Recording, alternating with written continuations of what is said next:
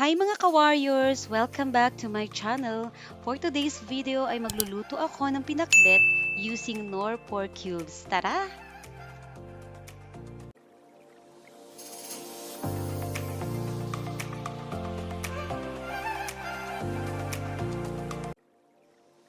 Malapit na nga mananghalian at isa sa mga challenges ng mga nanay ay kung ano ang lulutuing ulam sa araw-araw. Yung tipong kakainin ng lahat, mabuti na nga lang at hindi mapili ang mga tao sa amin.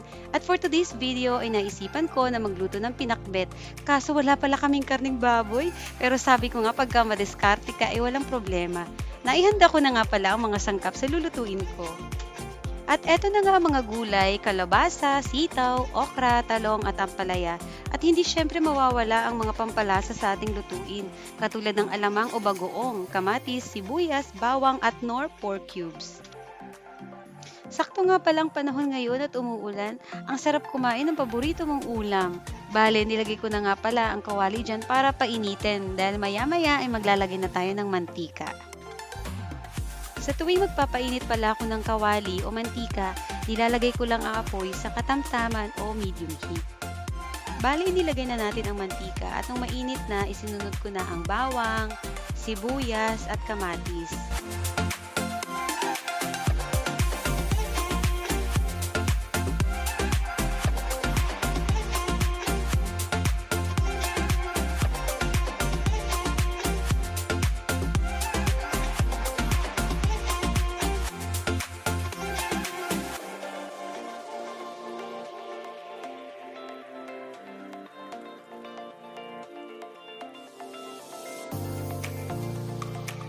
Igigisa ko nga lang hanggang sa lumambot na ang kamatis.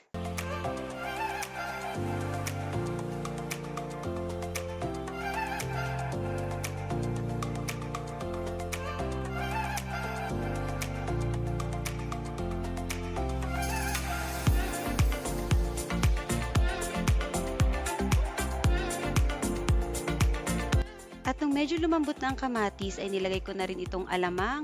Pwede rin siguro bagoong na isda pero ako mas bet ko talaga yung alamang. Mas nasasarapan ako pagka alamang ang halo sa pinakbet. Kayo ba? Siguradong mapaparami na naman ang kain natin nito pagka ganito ang ulam. Sabi nga nung matatanda sa amin, taob daw ang isang kaldero pagka paborito mo ang ulam.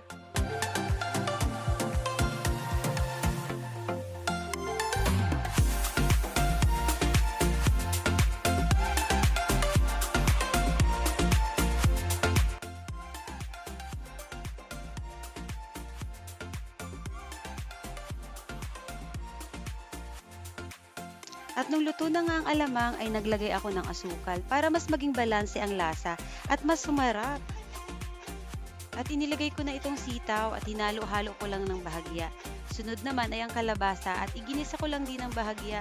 Yan ang mga inuuna kong gulay dahil matagal silang maluto kumpara sa ibang gulay.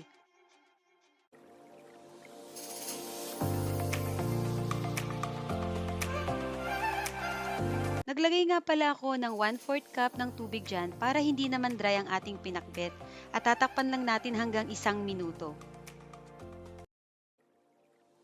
At hindi natin kakalimutan ang ating Knorr pork cubes na magbibigay ng mas masarap na lasa para sa ating pinakbet.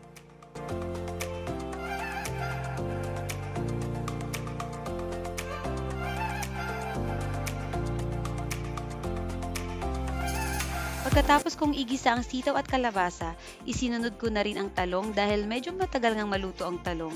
Hinalo ko lang ulit ng konti at tinakpan hanggang sa maluto.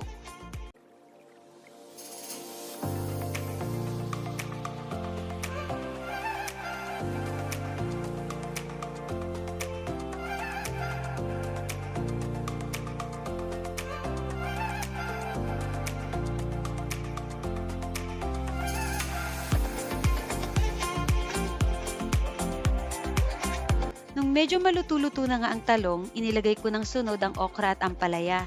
Medyo dinagdagan ko lang ng kalahating baso ng tubig, yung sakto nga sa dami ng gulay. Pagkatapos ay hinalo-halo ko ulit para magpantay yung init para sa okra at ampalaya. At pagkatapos tinakpan ko lang muna hanggang maluto ng ampalaya at okra. At wala pa nga 3 minuto ay luto na nga po ang masarap na pinakbet at talagang amoy pa nga lang parang gusto ko na agad tikman.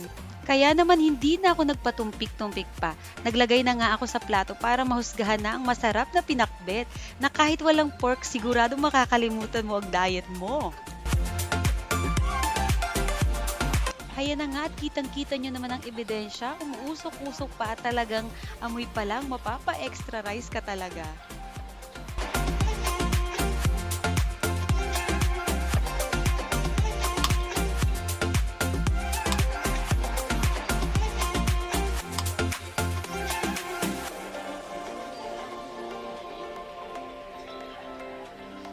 This is our yummy and healthy recipe for today's video. Thank you Lord sa blessing and thank you for watching. Please do like, share, and subscribe for more upcoming videos. God bless! Bye!